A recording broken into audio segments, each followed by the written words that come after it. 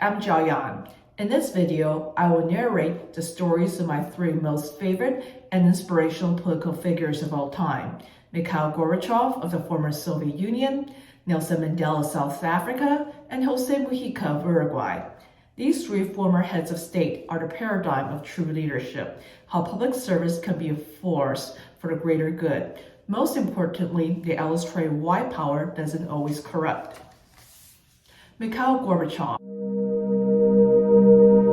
the last president of the former Soviet Union, was most famously known for implementing perestroika, economic reform, and glasnost, political openness.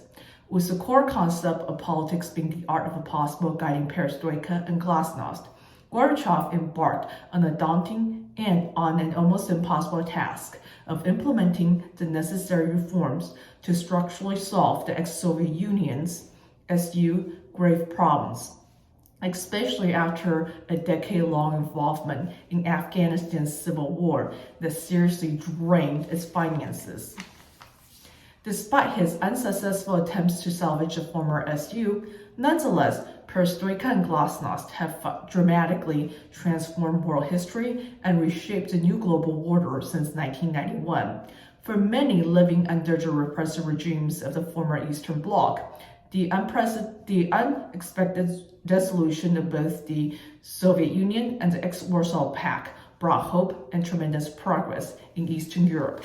For instance, the rapid democratization and economic prosperity in the Central and Eastern European nations that joined both the European Union and the North Atlantic Treaty Organization, NATO, back in 2004, along with becoming Eurozone member states since 2011.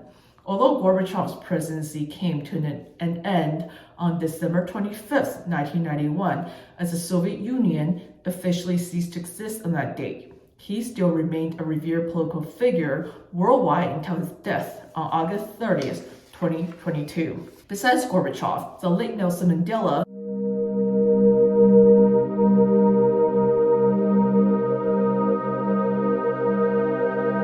also another famous political figure who was deeply admired and loved by many worldwide.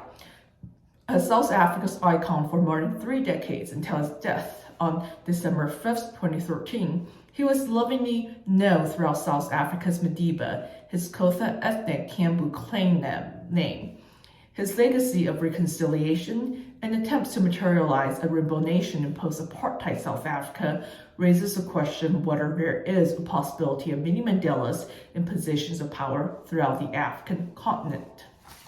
Unlike many revolutionary figures or founding fathers who became tyrannical dictators after seizing power, Mandela only served one presidential term from May 10, 1994 until June 14, 1999. Incredibly, he finished his one and only presidential term with a very high approval rate of 80%, plus firm support from all South Africans, regardless of race or ethnic origin. This high approval rate is extremely difficult to achieve for any head of state, let alone for a South African one, given the country's tumultuous past and ongoing challenging socio-economic conditions. Even though post-Mandela South Africa is far from materializing the ideals of a true rainbow nation, Mandela's presidency is definitely this country's shining moment, as he did his best to push for racial reconciliation instead of retribution, guided by his deep love for South Africa and by his philosophy of liberating both the oppressors and the oppressed.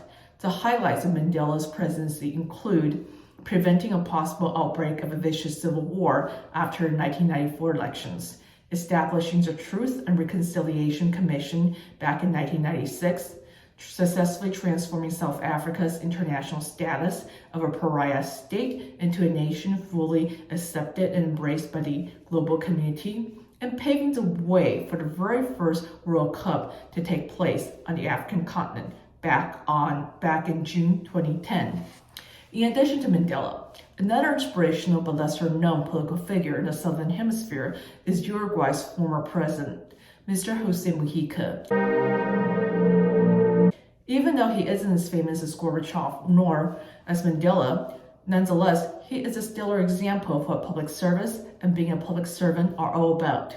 Lovingly known as Pepe Mujica, he was a former Tupamaros revolutionary turned head of state as he was elected to Uruguay's highest political office back on March 1st, 2010. Despite becoming president, Mujica still chose to live in a modest rural farmhouse and drove an old Volkswagen Beetle instead of living in the presidential palace and riding in a motorcade designated for the nation's commander-in-chief. Mujica's Wikipedia page describes him as the world's humblest head of state due to his austere lifestyle and his donation of around 90% of his $12,000 monthly salary to charities that benefit poor people and small entrepreneurs. An outspoken critic of capitalism's focus on stockpiling material possessions, which do not contribute to human happiness, Mujica is often seen riding his 60-year-old bicycle. Under his presidency, Uruguay underwent rapid socio-economic progress. Mujica's key achievements include poverty reduction, consolidating democracy and strengthening neighbor rights, as well as legalizing abortion, marijuana use, and same-sex marriage. These measures successfully transformed Uruguay from one of the world's most conservative Catholic nations into one of the most progressive ones in Latin America. Furthermore, a British broadcasting corporation, BBC, correspondent Wire Davis is quoted on Wikipedia as describing Mujica leaving office on March 1st, 2015 with this legacy for Uruguay: a relatively healthy economy and with greater social stability those bigger neighbors such as Argentina could only dream of, which is a tremendous boost for the image of Uruguay and of Latin America as a whole. This is especially significant in a region rife with various forms of economic woes and political turmoil, notably the Argentinian financial crisis from 1998 to 2002 and the ongoing chaos in Venezuela since 2017. Lastly, on a personal note, with a population of only 3.5 million inhabitants, Uruguay is an incredibly charming and lovely nation to visit. It has an excellent gastronomic scene along with friendly people. I highly recommend a visit to this country, especially for those who enjoy a more laid-back and tranquil atmosphere. If you do end up traveling to Uruguay, be sure to spend a day in Colonia,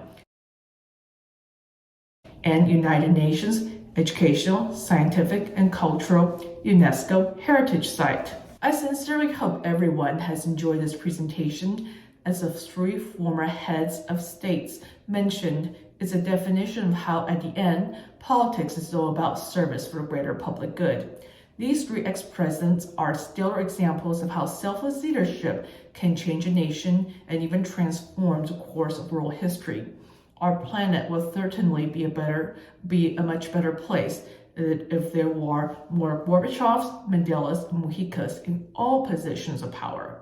These three men definitely motivate each and every public servant to be better than the institutions they serve, which was the concluding statement in the very last episode of Jack Ryan's third season that premiered December 21st, 2022 on Amazon television. Most significantly, Gorbachev's belief that politics is the art of the possible, and that was Mandela's philosophy of "it always seems impossible until it's done," are extremely applicable in our everyday lives, especially when we're confronted with minor obstacles and seemingly insurmountable challenges.